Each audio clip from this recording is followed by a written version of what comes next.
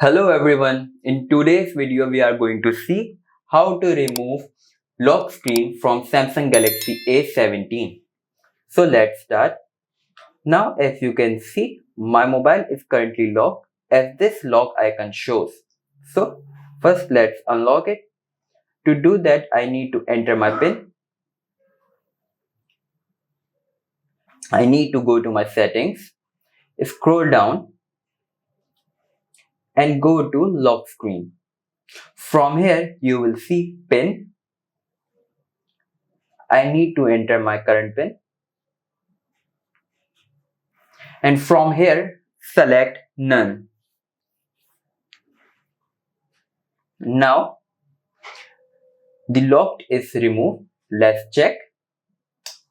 Now as you can see, I can simply turn my mobile on and off without any pin. So I hope you like this video. If you do like, please hit like, subscribe, and I will see you in next one.